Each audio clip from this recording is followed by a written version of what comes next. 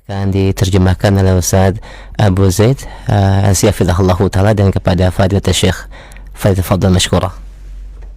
الحمد لله رب العالمين وأشهد أن لا إله إلا الله وحده لا شريك له وأشهد أن محمدا عبده ورسوله اللهم صل وسلم على عبدك ورسولك نبينا محمد وآله وصحبه أجمعين.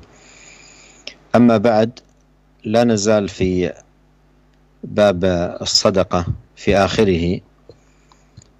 قال المصنف رحمه الله: وروى أنس بن مالك رضي الله عنه أن أبا طلحة كان أكثر الأنصار بالمدينة مالا، وكان أحب أمواله إليه بيرحاء، وكانت مستقبلة المسجد، وكان رسول الله صلى الله عليه وسلم يدخلها ويشرب من ماء فيها طيب.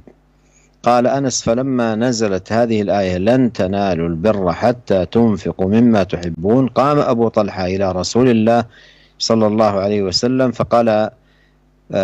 فقال إن الله عز وجل يقول في كتابه: لن تنالوا البر حتى تنفقوا مما تحبون، وإن أحب أموالي إلي بيرحاء، وإنها صدقة لله عز وجل أرجو برها وذخرها عند الله تعالى، فضعها يا رسول الله حيث شئت. قال رسول الله صلى الله عليه وسلم: بخ ذلك مال رابح، قد سمعت ما قلت فيها، وإني أرى أن تجعلها في الأقربين. فقسمها أبو طلحة في أقاربه وبني عمه. متفق عليه.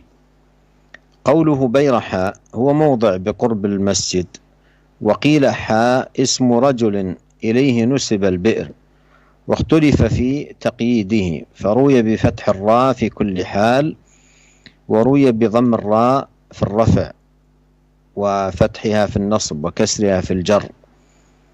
وقوله بخ يقال بالتسكين وبالكسر مع التنوين. قال الخليل: يقال ذلك للشيء إذا رضيته، ويقال ليعظم الأمر. وقال مال الرابح يروى بالباء الموحدة من الربح بالأجر وجزيل الثواب، أي ذو ربح، ويروى بالياء المثناه من الرواح، عليه بالأجر على الدوام ما بقيت أصولها وثمارها. وقال الهروي: رابح أي ذو ربح، ومن رواه رايح أراد أنه قريب الفائدة. معاشر المستمعين الكرام، أبو طلحة رضي الله عنه هو زيد بن سهل الأنصاري زوج أنس بن مالك رضي الله عنه راوي الحديث. وقوله أن أبا طلحة كان أكثر الأنصار في المدينة مالا، وكان أحب أمواله إليه بيرحاء. وبيرحاء هو بستان كان في الجهة التي قبال المسجد، وكان النبي صلى الله عليه وسلم يدخلها ويشرب من ماء فيها. وجاء في رواية في البخاري أن النبي صلى الله عليه وسلم كان يدخلها ويستظل فيها. وأخذ العلماء من ذلك رحمهم الله تعالى جواز قصد البستان للراحة فيه والاستظلال وقضاء شيء من الوقت تحت ظل الشجر. وأخذ منه العلماء إباحة استعذاب الماء وطلب الماء العذب الطيب، لأن النبي صلى الله عليه وسلم كان يدخلها ويشرب من ماء طيب فيها. وذكر أنس رضي الله عنه لدخول النبي صلى الله عليه وسلم وكونه يستظل فيها ويشرب من مائها الطيب، كل ذلك من أجل بيان القيمة العظيمة لهذا البستان والمكانة العلية للبستان عند صاحبه أبي طلحة. ومن مكانة هذا البستان العظيم أن النبي صلى الله عليه وسلم كان يدخله ويشرب من مائه، فكان البستان أحب أموال أبي طلحة رضي الله عنه إليه.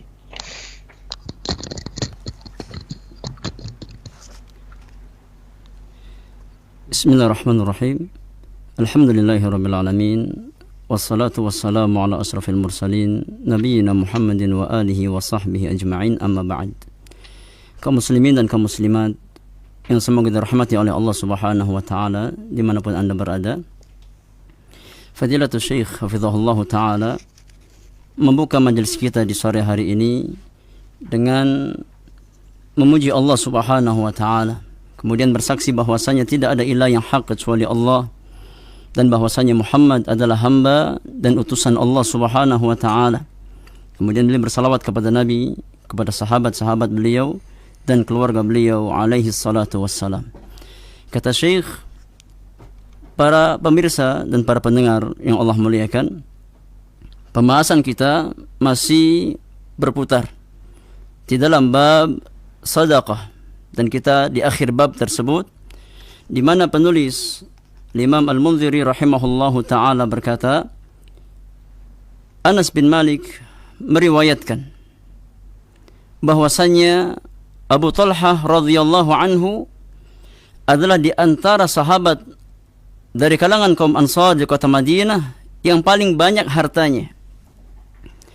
Dan di antara harta yang paling dicintai oleh Abu Talha adalah Bayraha. Dan Bayraha itu sebuah tempat, sebuah kebun yang berada di sisi kiblat Masjid Nabi sallallahu alaihi wasallam. Dan dahulu Rasulullah sallallahu alaihi wasallam sering masuk ke dalam kebun tersebut. Nabi yang mulia meminum air yang segar di dalam kebun tersebut. Kemudian Anas berkata, tatkala turun firman Allah Subhanahu wa taala di dalam surat Ali Imran ayat yang ke-92, lan tanalul birra hatta tunfiqu mimma tuhibbun. Kamu tidak akan memperoleh kebajikan sebelum kamu menginfakkan sebagian harta yang kamu cintai. Tatkala turun ayat tersebut, bangkitlah Abu Talha radhiyallahu anhu menghadap Nabi sallallahu alaihi wasallam. Kemudian Abu Talha berkata, "Ya Rasulullah, sesungguhnya Allah Subhanahu wa taala berfirman dalam kitabnya, lan tanalul birra hatta tunfiqu mimma tuhibbun." Kamu tidak akan mendapatkan kebajikan sebelum kamu menginfakkan sebagian harta yang kamu cintai. Ya Rasulullah, sesungguhnya harta yang paling aku cintai adalah Bayraha. Dan aku jadikan Bayraha tersebut, kebun tersebut, sebagai sedekah yang aku ikhlaskan di jalan Allah Subhanahu wa taala.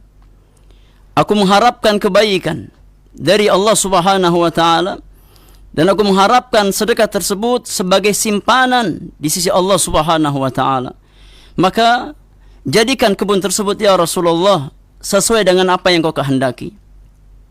Maka kemudian Rasulullah sallallahu alaihi wasallam berkata, bakhin, luar biasa, kebaikan yang sangat besar.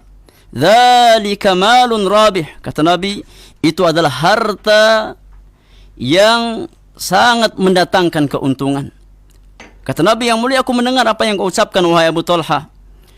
Akan tetapi aku memandang sebaiknya kau jadikan harta tersebut untuk karib kerabatmu. Engkau bagikan untuk karib kerabatmu. Maka Abu Talha, beliau membagikan harta tersebut untuk karib kerabat beliau dan untuk sepupu-sepupu beliau. Perkataan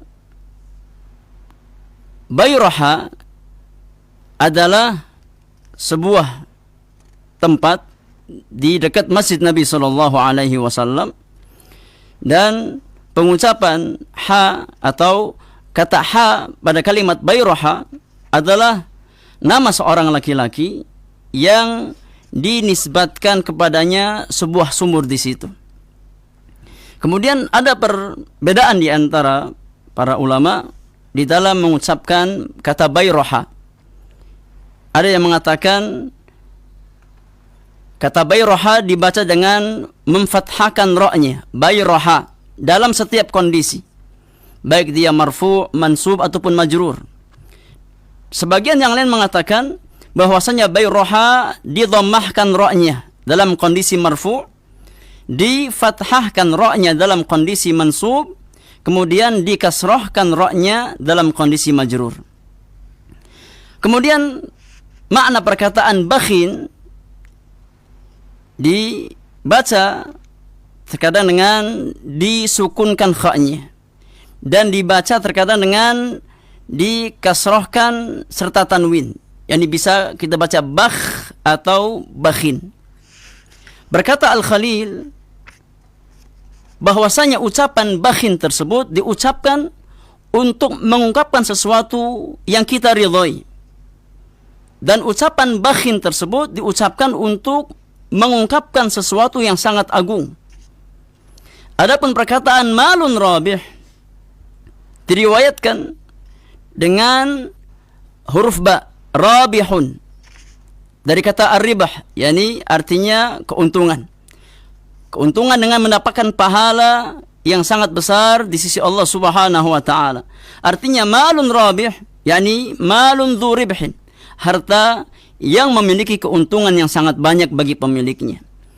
Diriwayatkan juga bahwasanya rabih diungkapkan dengan huruf ya, malun rayih, dari kata rawah, artinya yang memilikinya pergi dengan membawa keuntungan yang sangat besar, dengan membawa pahala yang sangat besar di sisi Allah Subhanahu wa taala, senantiasa membawa kebaikan bagi pemiliknya.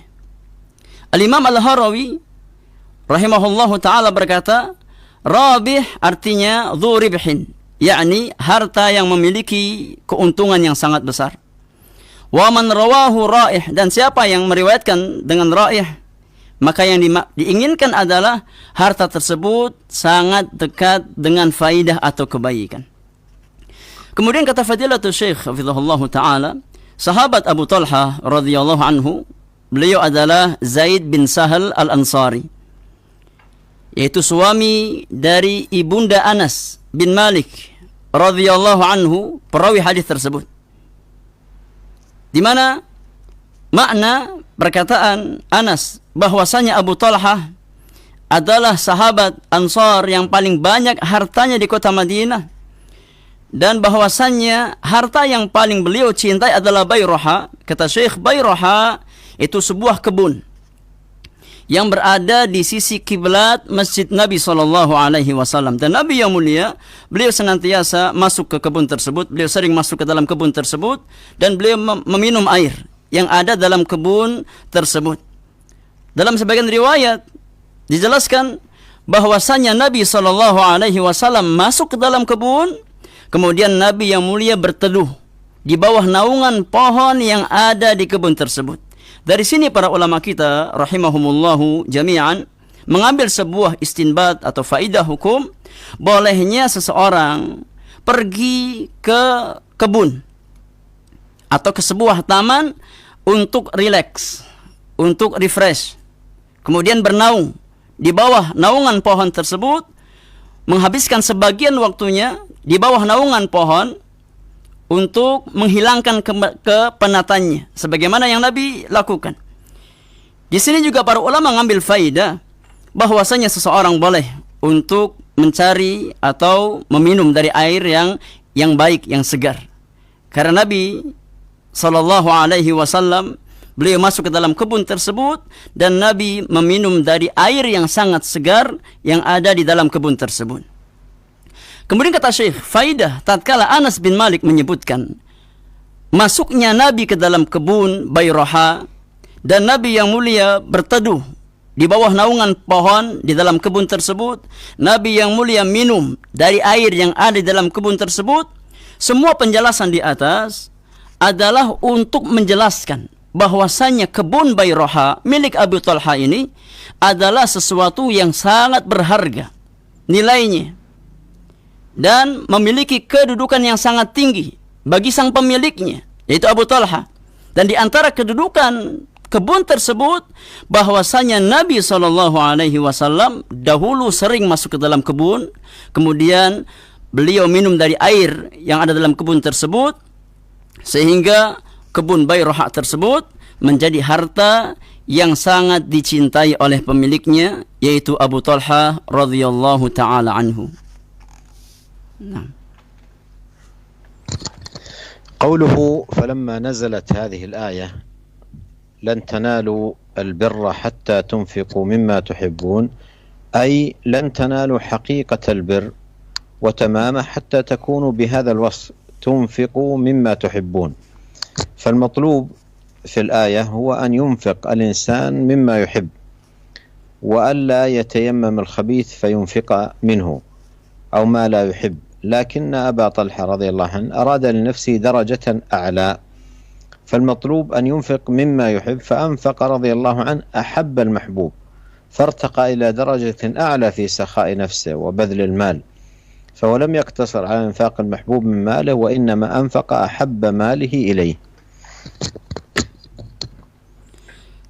Kemudian ma'asyiral muslimin rahimakumullah jami'an, kata Syekh, perkataan Anas tatkala turun firman Allah Subhanahu wa taala, lan tanalul birra hatta tunfiqu mimma tuhibbun, kamu tidak akan mendapatkan kebajikan sebelum kamu meninfakkan sebagian harta yang kamu cintai.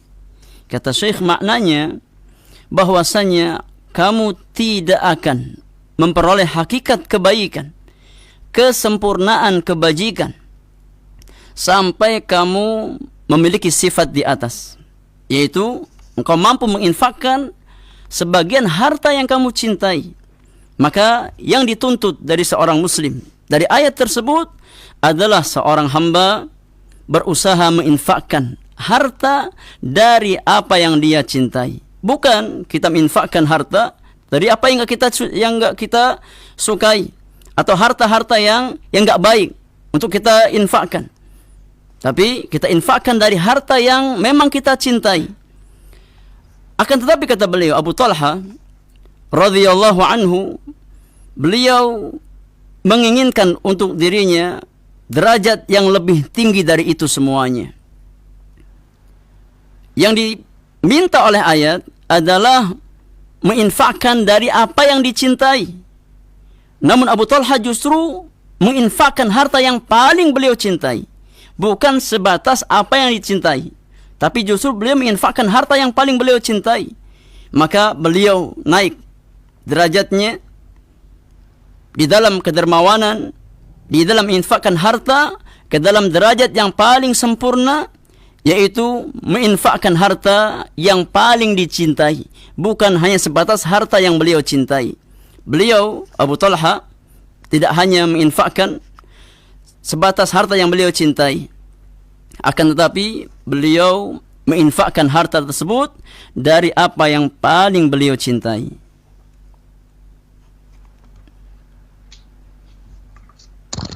قوله قام أبو طلحة إلى رسول الله صلى الله عليه وسلم فقال إن الله عز وجل يقول في كتابه لن تنالوا البر حتى تنفقوا مما تحبون وإن أحب أموالي إلي بيرحة وإنها صدقة لله عز وجل أرجو برها وذخرها عند الله. قوله أحب أموالي إلي بيرحة أي اختار الأحب ولم يقتصر على المحبوب، فأخرجها صدقة في سبيل الله سخية بها نفسه رضي الله عنه. قوله صدقة لله هذا فيه أن الصدقة كغيرها من العبادات لا بد فيها من قصد التقرب إلى الله وطلب مرضاته حتى تدخل الصدقة في صالح العمل، لأنه لا يدخل في صالح عمل العبد إلا ما قصد به التقرب إلى الله وطلب ثوابه ورضاه سبحانه وتعالى. Kemudian ma'asyiral muslimin, kata Syekh, perkataan rawi, kemudian bangkitlah Abu Talha untuk mendatangi Rasulullah sallallahu alaihi wasallam. Kemudian beliau berkata kepada Nabi, sesungguhnya Allah Subhanahu wa taala berfirman di dalam kitabnya, lan tanalul birra hatta tunfiqu mimma tuhibbun, kamu tidak akan memperoleh kebajikan sebelum kamu menginfakkan sebagian harta yang kamu cintai. Dan sesungguhnya harta yang paling aku cintai ya Rasulullah adalah bayraha, dan aku jadikan harta tersebut sebagai sedekah untuk Allah Subhanahu wa taala. Aku harapkan dengan sedekah tersebut, aku harapkan kebaikannya. Aku harapkan sedekah tersebut menjadi tabungan pahala di sisi Allah Subhanahu wa taala. Kata Syekh, makna ahabbu amwali ilayya bayraha, harta yang paling aku cinta adalah Bayroha, yakni bahwasanya Abu Talha memilih harta yang paling beliau cintai untuk disedekahkan.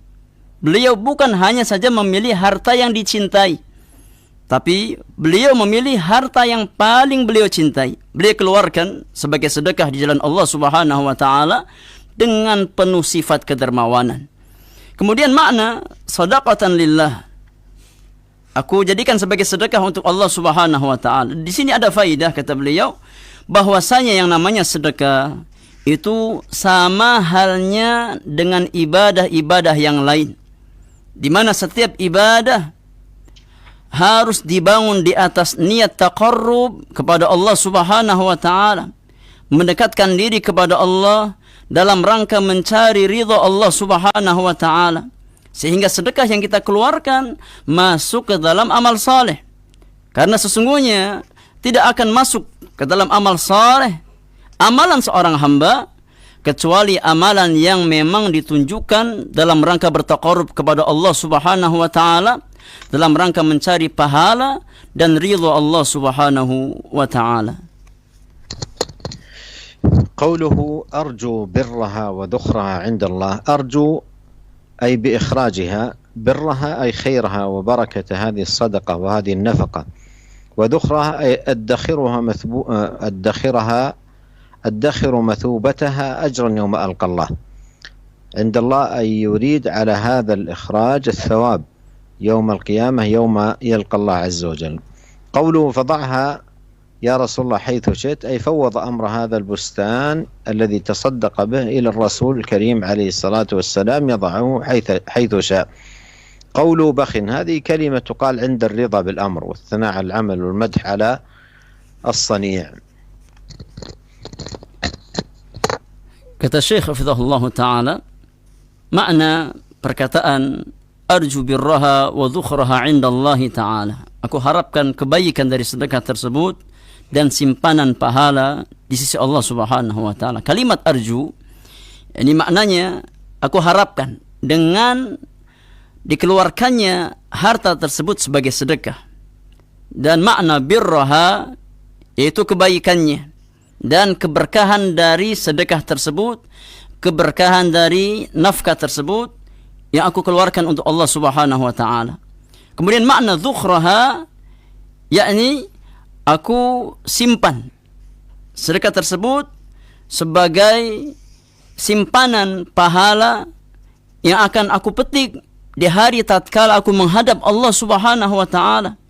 Aku jadikan sedekah tersebut sebagai tabungan, simpanan yang akan aku ambil faidahnya tatkala aku bertemu dengan Allah Subhanahu wa taala. Maknanya, kata beliau, bahwasanya Abu Talha menginginkan dari harta tersebut apa yang beliau keluarkan Allah jadikan sebagai pahala di hari kiamat nanti tatkala beliau bertemu dengan Allah Subhanahu wa taala.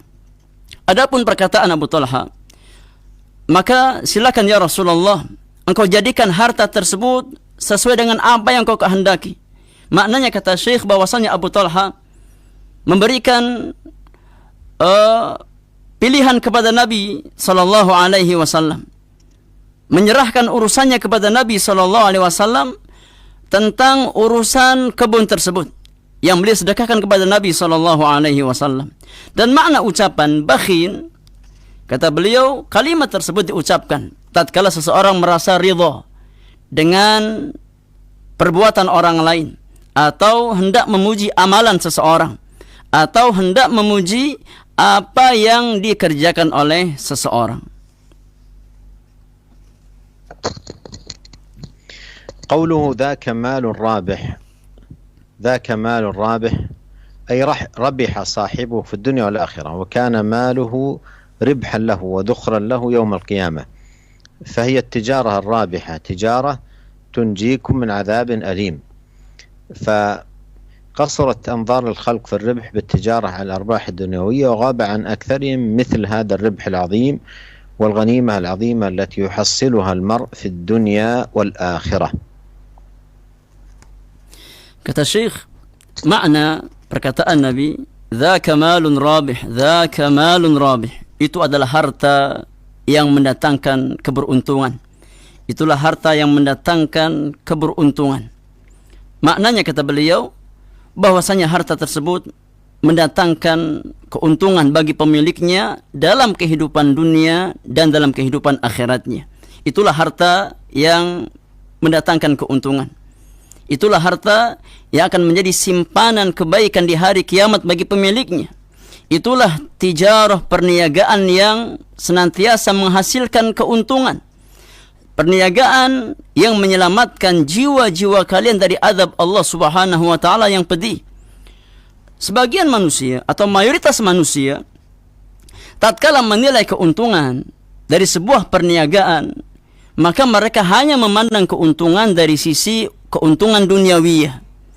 Banyak di antara mereka yang terlalaikan dari keuntungan semisal ini, dari kebaikan semisal ini, yaitu keuntungan tatkala seseorang berniaga bersama Allah Subhanahu wa taala, di mana dia mendapatkan keuntungan dunia dan akhirat.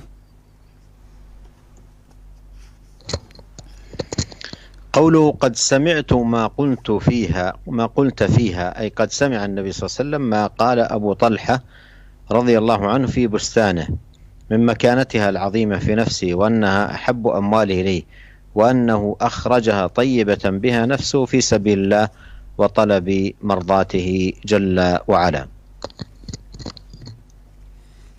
Kata Syekh, makna perkataan Nabi sallallahu alaihi wasallam, aku sudah mendengar wahai Abu Talha apa yang kau ucapkan tentang kebun tersebut. Maknanya kata Syekh bahwasanya Nabi sallallahu alaihi wasallam mendengarkan apa yang Abu Talha ucapkan tentang kebun milik beliau. Bagaimana kedudukan kebun tersebut di sisi Abu Talha, dan bahwasanya kebun tersebut adalah harta yang paling beliau cintai. Dan Nabi mengetahui bahwasanya Abu Talha mengeluarkan kebun tersebut untuk disedekahkan dengan penuh keikhlasan kepada Allah Subhanahu wa taala dalam rangka mengharapkan ridha Allah Subhanahu wa taala.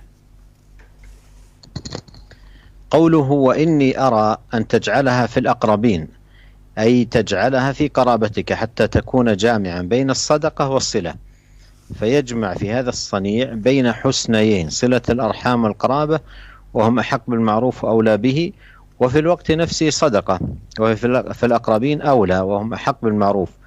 وجاء في رواية عند البخاري قال قبلتها منك ورددتها عليك، أي وأراد بقوله ورددتها عليك أن يجعلها في قرابته الذين هم أحق الناس بالمعروف.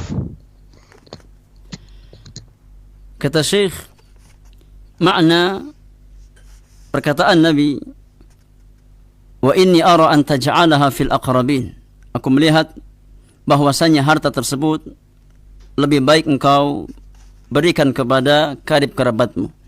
Maknanya kata beliau bahwasanya Nabi yang mulia memberikan nasihat kepada Abu Talha untuk membagikan harta sedekah tersebut kepada karib kerabat beliau, sehingga beliau menggabungkan antara sedekah dengan keutamaan menyambung tali silaturrahim.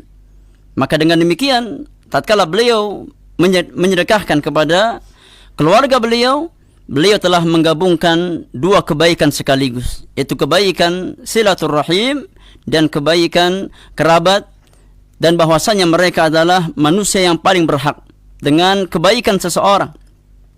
Di waktu yang sama, beliau juga mendapatkan keutamaan dari sisi sedekah, di mana sedekah tersebut diberikan kepada karib kerabat beliau yang merupakan manusia-manusia yang paling berhak dengan kebaikan beliau. Di dalam riwayat Bukhari disebutkan bahwasanya Nabi yang mulia bersabda, qabiltuha minka waradatuha alaika, wahai Abu Talha, aku terima sedekahmu dan aku kembalikan kepada engkau. Dan yang dimaksudkan dengan aku kembalikan kepada engkau, kata Syekh, bahwasanya Nabi yang mulia ingin agar sedekah tersebut dibagikan untuk karib kerabat beliau, yang mana karib kerabat seseorang adalah manusia yang paling berhak untuk mendapatkan kebaikan dirinya. قوله فقسمها أبو طلحة في أقاربه وبني عمه أي امتثل ما أرشده إليه النبي صلى الله عليه وسلم، وجاء في سنن أبي داود قال فقسمها بين حسان بن ثابت وأبي بن كعب رضي الله عنه، فهو يلتقي مع حسان بن ثابت في الجد الثالث ويلتقي مع أبي في الجد السادس.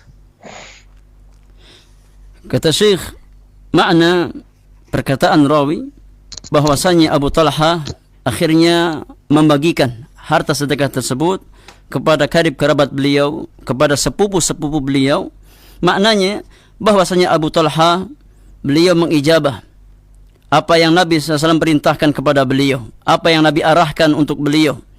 Dan dijelaskan dalam Sunan Abi Dawud, di mana dijelaskan bahwasanya Abu Talha akhirnya membagikan harta tersebut kepada Hassan bin Thabit dan Ubay bin Ka'ab radhiyallahu ta'ala anhuma. Karena Abu Talha bertemu secara nasab dengan Hassan bin Thabit itu pada kakek yang ketiga, sedangkan beliau bertemu dengan Ubay bin Ka'ab pada kakek yang keenam.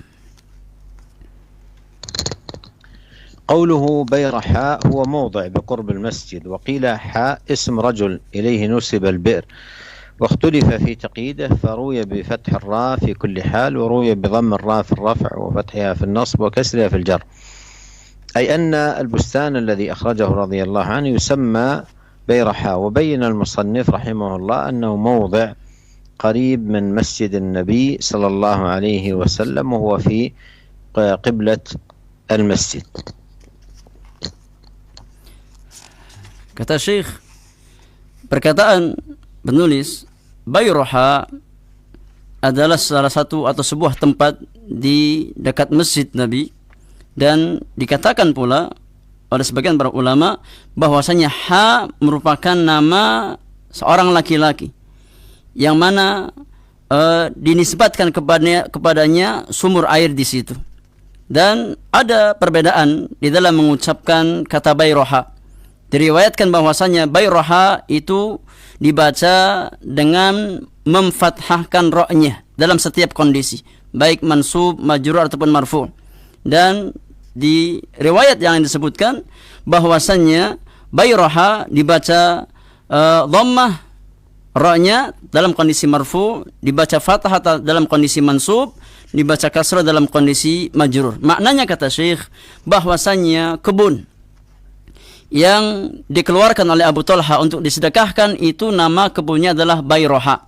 Dan penulis menjelaskan bahwasanya Bayroha adalah sebuah tempat yang ada di sisi masjid Nabi, dan tempat tersebut persis berada di sisi kiblat dari masjid Nabi sallallahu alaihi wasallam. قوله بخ يقال بالتسكين وبالكسر مع التنوين، يقال بخ ساكنة وبخي مكسورة وبخ منونة وبخ مضمومة، ويقال بخ مسكنين وبخ منونين وبخ مشددين. Kata beliau, kalimat atau ucapan bakhin itu diucapkan dengan mensukunkan kha-nya, dan terkadang dibaca dengan mengkasrahkan kha-nya disertai dengan tanwin, yaitu kita baca bakh atau kita baca bakhin. Dikatakan bakh disukunkan kha-nya, dikatakan juga bakhi dikasrahkan dengan harokat kasrah, dan dikatakan pula bakhin ditanwinkan atau bakhun didhammahkan dengan tanwin. Dan juga dikatakan bakh itu dua kali dengan dua sukun pada huruf kha. Dan juga bakhin tanwin kasrah dua kali, dan juga bakhin tanwin kasrah dengan adanya tasydid. قوله قال الخليل يقال ذلك للشيء إذا رضيت، ويقال ليعظم الأمر، أي يقال في مقام الرضا عن الصنيع، وفي المدح لفاعله والثناء على الفعل، ويقال لتعظيم الأمر إشارة إلى عظمة الأمر وأنه أمر عظيم، مثل قول رسول الله صلى الله عليه وسلم بخ 5 ما أثقلهن في الميزان، سبحان الله والحمد لله ولا إله إلا الله والله أكبر، والولد يتوفى للعبد الصالح فيحتسبه عند الله عز وجل. Kata Syekh, perkataan Al-Khalil bahwasanya kalimat bakhin di atas itu adalah sebuah kalimat yang diucapkan untuk mengungkapkan sesuatu yang engkau ridhoi, atau diucapkan untuk mengungkapkan sesuatu yang sangat agung nilainya. Maknanya kata Syekh bahwasanya kalimat tersebut diucapkan dalam kondisi seseorang ridha dengan sebuah amalan, atau tatkala seseorang ingin memuji pelakunya, ingin memberikan pujian kepada pelakunya atas apa yang dia kerjakan. Dan juga kalimat bakhin di atas diungkapkan untuk mengagungkan sebuah perkara, sebagai isyarat bahwasanya perkara tersebut adalah hal yang sangat besar nilainya. Sebagaimana contoh sabda Rasulullah sallallahu alaihi wasallam, di mana Nabi yang mulia bersabda, bakhin khamsun ma athqalahunna fil mizan. Kata Nabi yang mulia, bakhin ada 5 perkara, alangkah beratnya 5 perkara tersebut di dalam timbangan seorang hamba. Itu subhanallah walhamdulillah wa la ilaha illallah wallahu akbar. Dan seseorang yang kehilangan anaknya, kemudian dia mengharapkan dari wafatnya sang anak tersebut pahala di sisi Allah Subhanahu wa taala semata. قوله مال رابح يروى بالباء الموحدة من الربح بالأجر وجزيل الثواب أي ذو ربح، ويروى بالياء المثنات أي مال رايح، قال من الرواح عليه بالأجر على الدوام ما بقيت أصوله وثماره، أي رايح عليك نفعه وأجره على الدوام وبشكل مستمر. قوله وقال الهروي رابح أي ذو ربح، ومنه رائح أراد أنه قريب الفائدة، فالرائح هو قريب المسافة الذي يروح خيره ولا يعزب نفعه. Kemudian ma'asyiral muslimin, kata Fadilatul Syekh hafizahullah ta'ala, makna perkataan malun rabih diriwayatkan kata rabih dengan huruf ba, yakni maknanya adalah keuntungan dengan pahala yang sangat besar, dengan pahala yang sangat banyak. Maknanya bahwasanya harta tersebut adalah harta yang mendatangkan kebaikan bagi pemiliknya. Dan juga diriwayatkan dengan huruf ya, yaitu malun rayih, di mana maknanya adalah harta tersebut pergi dengan membawa pahala yang senantiasa terus mengalir bagi pemiliknya, senantiasa mendatangkan kebaikan, manfaat dan pahala yang terus menerus bagi pemiliknya. Dia infakkan, dia keluarkan, dan apa yang dia keluarkan tersebut senantiasa mengalirkan pahala bagi dirinya. Kemudian kata beliau, perkataan Imam Al-Harawi rabih, yakni maknanya adalah yang memiliki keuntungan. Dan yang meriwayatkan raih, maknanya bahwasanya harta tersebut sangat dekat faedahnya, di mana harta tersebut sangat dekat jaraknya, yang senantiasa mengalirkan kebaikan bagi pemiliknya dan tidak pernah terbendung manfaatnya untuk pemiliknya. Wallahu a'lam.